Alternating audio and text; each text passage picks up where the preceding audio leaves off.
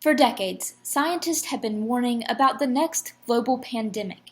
In fact, they had even predicted it would originate from wild animals in China. They warned about the dangers of wet markets and the wild animal trade, yet policymakers failed to listen. Today, we must reckon with the consequences of our inaction.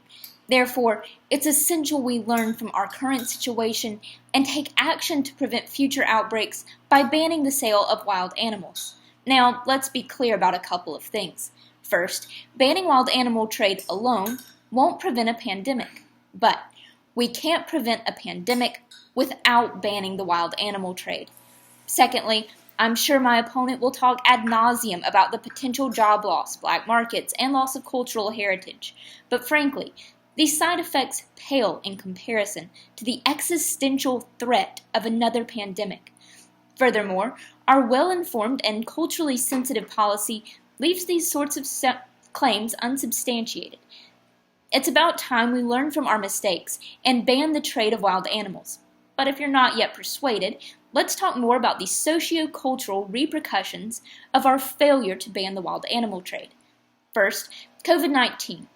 The loss of life, economic devastation, and exacerbated social inequalities brought about by this pandemic, it all could have been prevented. But because we did not take preventative measures, nearly every person on the planet is being affected. In particular, this crisis has laid bare and perpetuated existing social inequalities.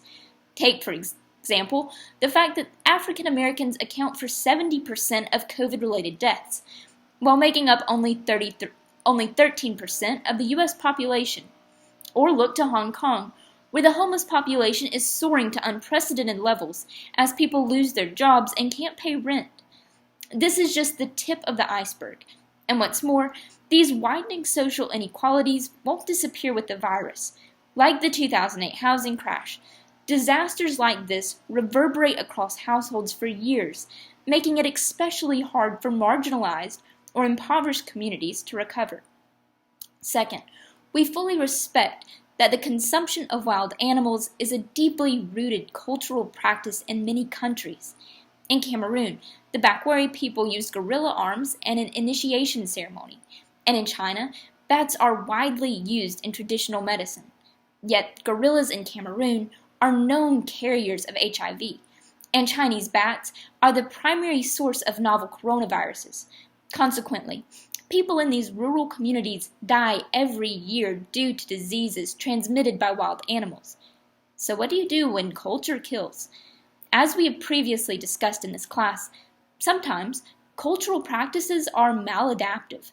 Once we learn this, we shouldn't stand by while people die, just for the sake of preserving cultural heritage.